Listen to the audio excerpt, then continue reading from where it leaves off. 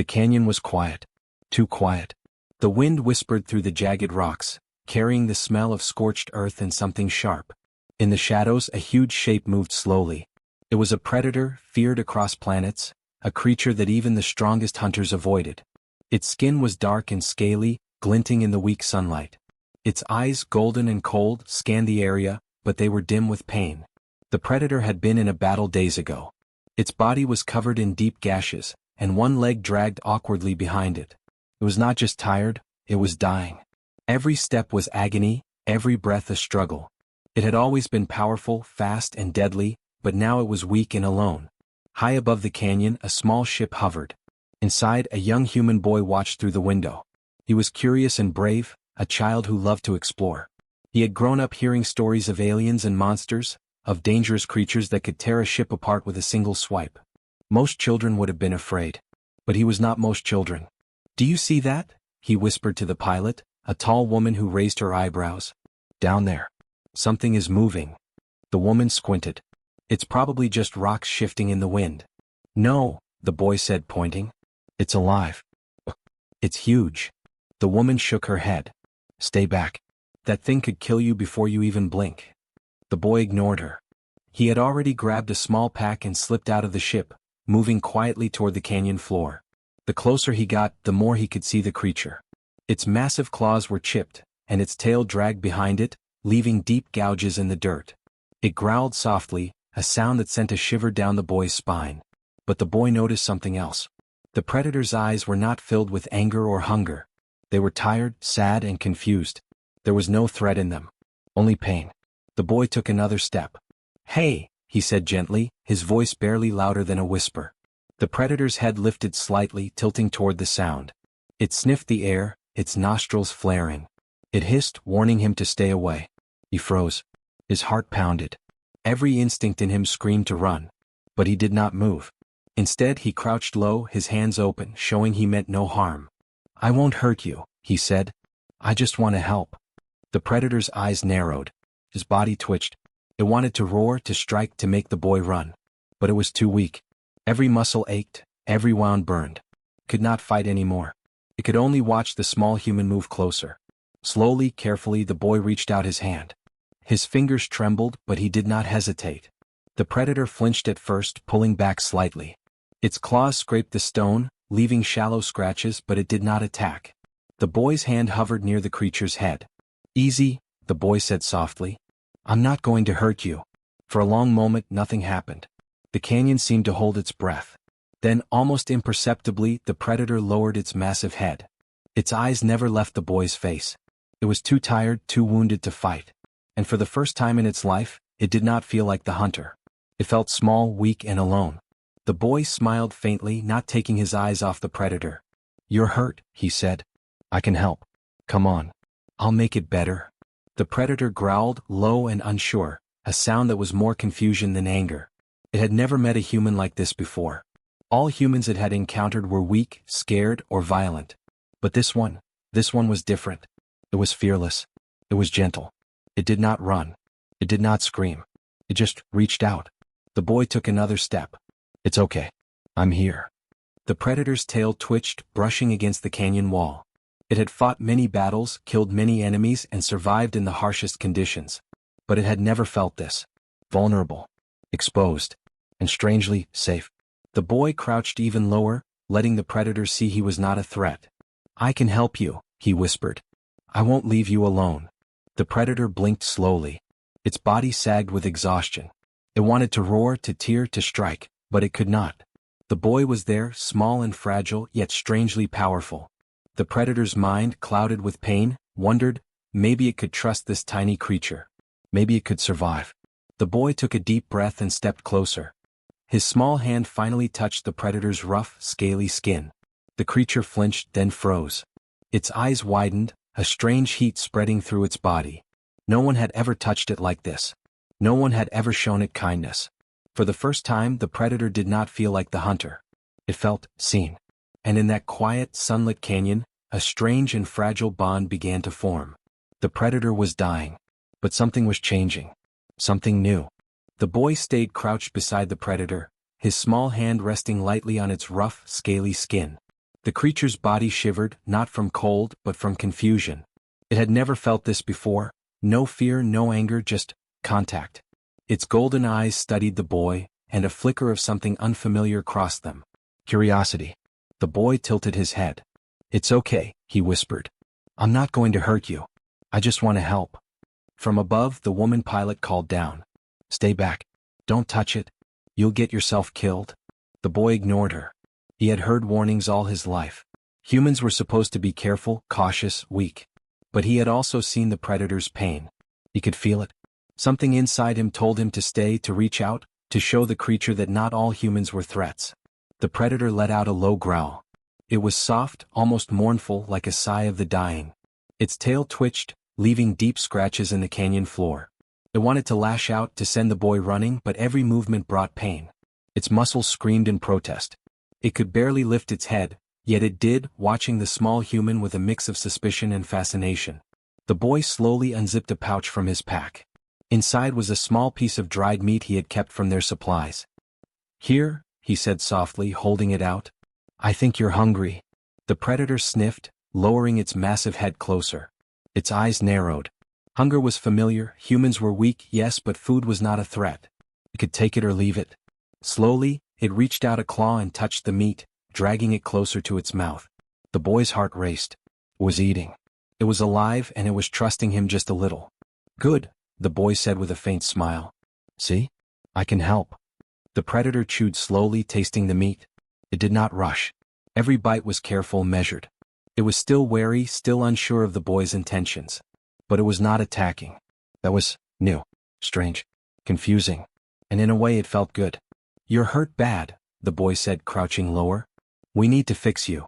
The predator flinched at the word fix. It had never been fixed. Weakness was a curse it had always avoided. Injury meant danger, and danger meant survival by any means necessary. But now, nothing attacked it. No claws, no weapons, just the small human speaking softly. It tilted its head, curious despite the pain. The boy took a deep breath. "I can clean your wounds," he said. "It won't hurt. I promise." The predator's eyes narrowed. Clean wounds? Humans often caused more pain than help. But this human, he was different. His hands were small, gentle. His face held no fear, no greed, no hatred. The predator's instincts told it to strike anyway, to run, to protect itself. But every movement was agony. It could not move fast. It could not fight. The boy slowly reached out again. This time he touched a long scar along the predator's shoulder. The creature flinched violently, hissing low in warning. But the boy stayed. He did not pull back. He whispered softly, "I'm not going to hurt you. I just want to help." The predator froze. It felt the warmth of the boy's hand. Strange, unfamiliar warmth. It had never felt kindness. Pain, yes. Fear, yes. Anger, yes. But kindness? Never. Its body trembled, and for the first time, it considered a different choice. Survival did not mean attacking now. Survival could mean trust. The boy pulled a small cloth from his pack. He dipped it in a little water and touched the predator's wounds gently. The creature hissed again but did not move away. The boy's hands were soft, careful, and persistent. He cleaned dirt and blood from the gashes. Every touch sent shivers down the predator's spine, not from fear but from something unfamiliar, relief. "You're strong," the boy said. "Even hurt, you're strong." The predator blinked slowly. Strength? Yes, it had strength, but humans had never said such things. They had only feared it, run from it, attacked it. Yet this small human saw it differently. He saw the pain and the courage, the will to survive. And somehow that made the predator pause, question. A sudden movement from above startled them. The woman pilot shouted, "Get back now!" The predator's ears twitched. Its tail lashed instinctively. It could kill the boy in a single swipe if it wanted to. But it did not. Somehow it knew the boy meant no harm. Somehow it trusted him a little. The boy looked up and nodded. "I'll be quick," he whispered. Then he returned to the predator, continuing to clean its wounds. Every touch was a silent promise. "I won't hurt you. You are not alone." Hours passed. The sun moved across the sky, casting long shadows over the canyon. The predator's breathing became steadier, though it was still weak. Its eyes followed the boy, who moved gently around it, speaking softly, offering food, care, and calm. By the time the sun began to dip behind the canyon walls, the predator lifted its head and looked at the boy. It made no sound. It did not move aggressively. It simply watched. Its eyes were still wary, but a flicker of understanding passed through them. The boy smiled faintly. "I know you're scared," he said. "I know you've been hurt a lot. But I'm not like them. I'm not going to hurt you." For the first time, the predator felt something that scared it more than pain or anger. Something it could not name, something it had never felt in all its years of hunting and surviving. Something that made its massive body tremble with uncertainty. It was hope. And in that quiet canyon, under the fading light, the predator and the boy stared at each other. One was strong, feared, and deadly. The other was small, fragile, and human. But in that moment, their fear and caution melted into something else: curiosity, trust, and the beginning of an impossible bond. The predator lay in the canyon, its body trembling with weakness, yet something inside it had changed. It had never felt this before, not hunger, not fear, not anger. It had only felt fear before. But now, with the boy nearby, a strange warmth spread through its massive body, confusing it. The golden eyes, still wary, followed every movement of the small human. The boy had settled beside the predator, his hands gentle on the creature's rough skin. He offered water from a small bottle, speaking softly as he did. "Drink," he said. "It will help you feel better." The predator sniffed the water and licked at it cautiously. Its tongue was rough and strong, tasting the liquid carefully. The boy smiled faintly. "Good. See, you're strong enough to drink. You're going to be okay." The predator blinked slowly. Strong? Yes, it was strong, but it had always been alone. Always hunted. Always feared. It had never been called strong in a kind way. The word felt strange in its mind, warm like the sun on cold scales. "Do you want food?" the boy asked. He held out the dried meat he had brought earlier. The predator's nostrils flared, its body tensing for a moment. Could it trust the boy? Could it really let a human feed it? Slowly, it reached out a claw and took the meat, dragging it closer to its mouth. As it ate, the boy hummed softly, a small tune he had learned from his mother. The predator's ears twitched at the sound. Music. It had never heard such sounds before. It was not loud or threatening. It was calm, soothing, gentle. For the first time, the predator realized it could exist without constant alertness. Without constant pain. The boy's hands were steady.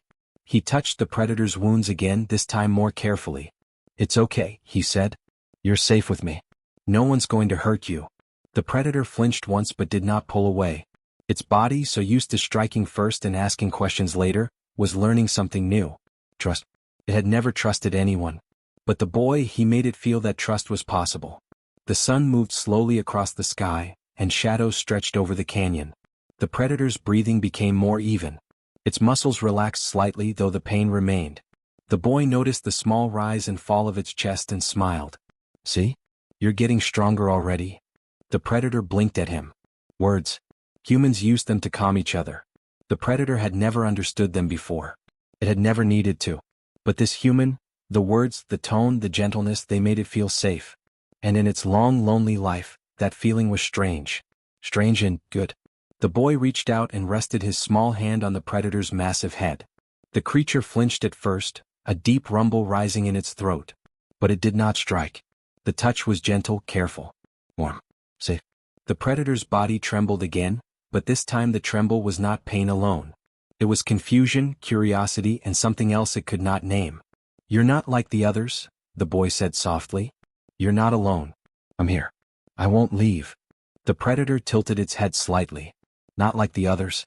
The words echoed in its mind. Always humans had been afraid. Always they had run. Always they had tried to hurt it or hide. But this human, he stayed. He did not scream. He did not run. He did not strike. He just cared. Slowly, the predator lowered its head closer to the boy. Its eyes studied him, wide and golden, full of questions. The boy did not flinch. He reached out both hands and gently rested them on the predator's massive snout. The creature froze, then relaxed, letting the touch stay. "See," the boy whispered. "I won't hurt you. You're safe." The predator closed its eyes briefly, a soft sigh escaping its lungs. It had never closed its eyes near another being before. Closing them meant vulnerability, trust. Yet here it was, letting the small human touch it, letting the warmth of his hands spread over its cold scales. The boy moved closer and wrapped his arms around the predator's neck in a small hug. The predator stiffened. It had never been hugged. Hugging was not a concept in its world. It had only known fighting, hunting, running, surviving. But the boy's embrace was not weak. It was gentle, calm, steady. Safe. At first, the predator did nothing. Its instincts screamed to throw the human off, to roar, to lash out. But something deeper told it not to. Something it had never felt before, something that made its massive chest feel lighter, its pain dull slightly. The boy's hug was a comfort. The predator trembled, but not from weakness. From something new. Something unnameable. Trust, care, connection. It had never imagined that such things could exist in its world. And yet, here they were, wrapping around it like warmth in the cold. Hours passed. The canyon grew dark, shadows stretching across the rocks. The boy never let go. The predator never moved away. And slowly, the predator began to lean into the boy's touch. It was awkward, unsure, unpracticed. But it was real. And it was the first time the predator had ever felt that anyone could care for it, even just a little. In that quiet canyon, under the dimming light, the impossible bond grew. One was a massive, feared predator, alone in the universe. The other was a small human boy, brave and gentle beyond his years. Yet together they were forming something neither had known existed. Trust, understanding, and the beginning of friendship. The predator was still weak. It was still wounded. But it had begun to change. And the boy, small but fearless, had shown it that even the fiercest hunter could find comfort in kindness. And in that moment, the predator felt something it had never felt in all its life. Hope. The canyon was calm at first, the wind whispering over rocks and dry sand. The predator rested, leaning slightly against a cliff, its massive body still weak but more relaxed than it had been in days. The boy sat beside it, humming softly, his small hands brushing over the predator's scales, checking for fresh injuries. For a while it felt like peace. But peace is fragile, especially in the universe. From the sky above, a faint hum grew louder. The boy's sharp ears caught it first. He froze, looking up. "Something's coming," he whispered. His hands went to the predator, resting lightly on its rough skin. "We might not be alone." The predator's eyes snapped open. Its golden gaze scanned the canyon and the sky above. The sound grew louder, a low, mechanical roar followed by the echo of alien engines. Other hunters. It had been hunted before, attacked before, but never like this. Its body tensed, claws scraping the stone. It had the instinct to fight or flee. The boy noticed the tension. "It's okay," he said softly. "We can handle it together." The predator's tail flicked. Its muscles were still weak. It could not move as fast or strike as hard as it usually did. Yet it stayed. The boy's presence grounded it. Somehow the predator felt it could not abandon this small human. It had learned in these few hours that there was more than survival in life. There was trust, care, hope. From above, the alien hunters descended in sleek, dark ships. They had been tracking the wounded predator, hungry for the reward it carried. They were ruthless, precise, and merciless. The hum of their engines became a roar as they touched down near the canyon, weapons glowing. The boy's eyes widened. "We need to hide," he said. But he did not run. He stayed beside the predator, his small hand gripping its claw. "You don't have to fight alone." The predator growled low in its throat. It could not fully stand, but it could still strike. Its wounds throbbed, but its instincts returned, sharpened by danger. It looked at the boy and then at the hunters. In that moment something changed. The predator realized that its strength was not just its claws or teeth, it was its bond with this human. Protecting him was more important than anything else. The first hunter stepped forward, a tall, armored alien with eyes like molten silver. It raised its weapon, ready to strike. The predator lunged, not with full power but enough to push the hunter back. Its claws scraped against the rocks, sparks flying, and the hunter stumbled. The boy watched, his heart pounding, but he did not panic. He reached out to touch the predator's shoulder. "You can do it," he whispered. "I trust you." The predator hissed, then roared, a deep, echoing sound that shook the canyon walls. Its movements were clumsy at first, slow from weakness, but fueled by instinct and the human's faith in it. It struck again, knocking the hunter aside. The boy stepped closer, cheering softly, offering encouragement rather than fear. The other hunters hesitated, surprised by the creature's sudden strength. They had expected an easy kill. They had not expected the wounded predator to rise, even weak, defending not just itself but the small human beside it. The predator lashed out with its tail, spinning toward another hunter. The heavy strike sent the alien crashing into the canyon wall. The boy ducked instinctively but did not run. He shouted encouragement, guiding the predator with his words, telling it where the hunters moved, reminding it of its strength. For the first time, the predator realized something it had never understood. It was not alone in battle. It had an ally, small and fragile but fearless. And that fearlessness, combined with care, made it stronger than it had ever been. The hunters regrouped and advanced, firing weapons that cracked the rocks around them. The predator's wounds throbbed with pain, each step and strike demanding more than it could give. But it did not stop. Every strike was for the boy, every roar a warning that this human would not be touched. The boy's small hands stayed on the predator, guiding it, calming it, offering trust and courage in equal measure. "You can do it. Don't let them hurt us," he cried. His voice rang across the canyon, small but defiant, filled with faith in a creature others feared. The hunters were stunned. The predator, wounded and weak, had fought them off. And it had done it not for itself but for the human beside it. Slowly they retreated, realizing that the battle was not worth the risk. The predator roared one final time, a sound of triumph, pain and something new, pride. When the dust settled, the canyon returned to silence. The predator lowered its head, chest heaving, wounds burning but alive. The boy climbed onto its massive back, wrapping his arms around its neck. "See? We did it together," he whispered. The predator tilted its head, letting the boy hug it fully. It had never been hugged before. It had never felt the safety and warmth of someone trusting it so completely. Its massive body trembled, not from weakness, but from the strange, new comfort that came from connection. The boy laughed softly. "You're amazing," he said. "Even hurt, you're amazing." The predator blinked slowly, golden eyes meeting the boy's. It had been hunted, feared, and alone for its entire life. But now it had learned something new. Strength was not just in claws or teeth, it was in trust, courage, and protecting those who mattered. For the first time in its life, the predator felt something beyond fear and pain. It felt loyalty. It felt care. It felt a bond that could not be broken by wounds or enemies. And as the sun dipped behind the canyon walls, casting long shadows, the predator stayed close to the boy, no longer just a hunter but a protector. The danger had come and been repelled, but the lesson remained. Together they were stronger. Together they could survive anything.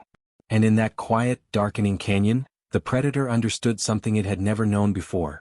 Some strength was not earned by killing but by caring. The sun rose slowly over the canyon, casting golden light across jagged rocks and shadows. The predator lay stretched on the warm stone, its massive body still scarred but stronger than it had been in days. The wounds were healing, slowly, but the real change had happened in its mind and heart.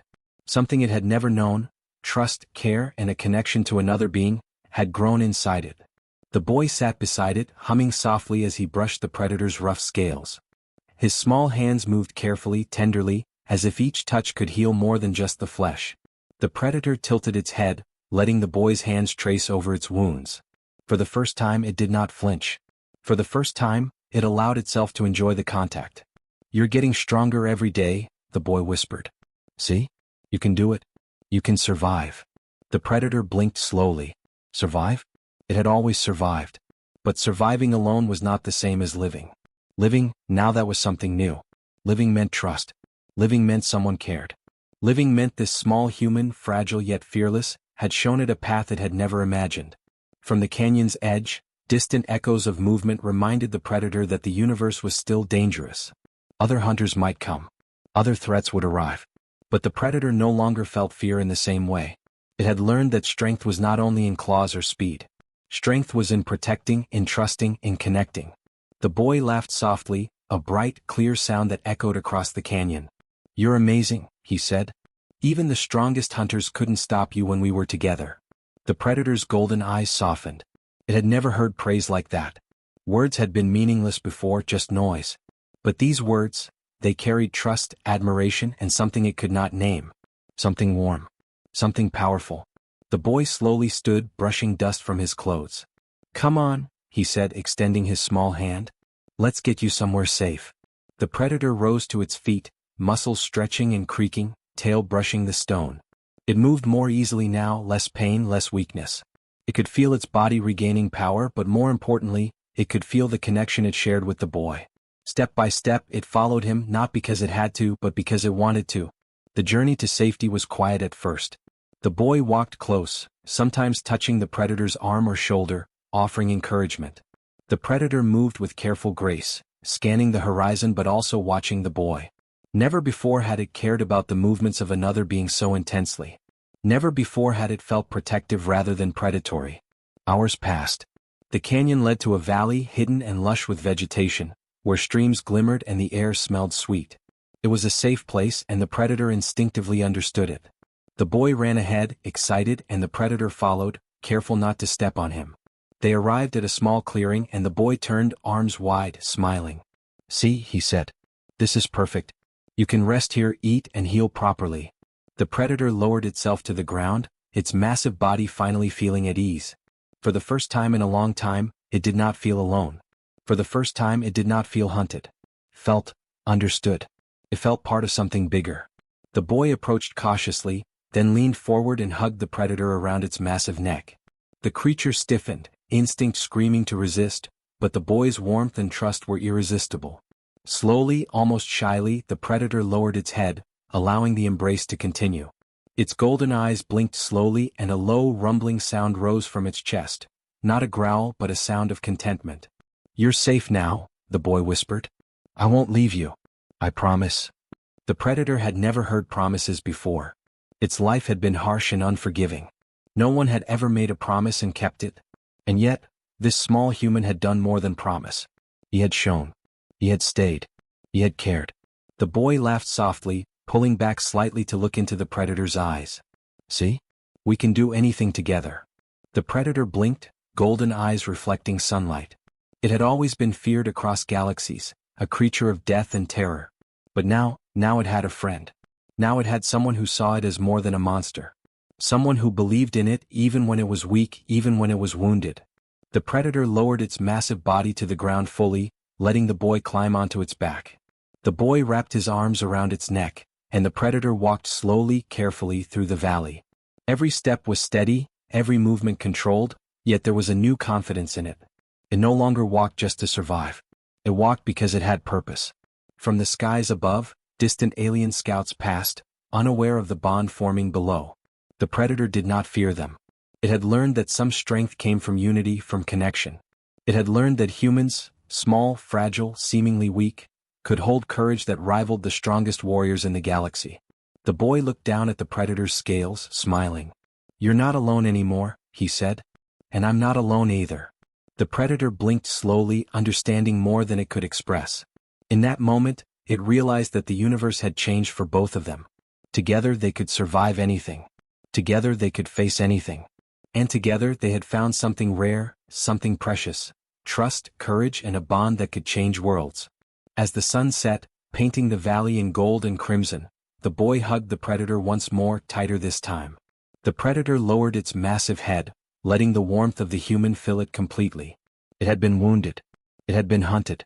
It had been alone. But now it was alive. And it was loved. And that made all the difference.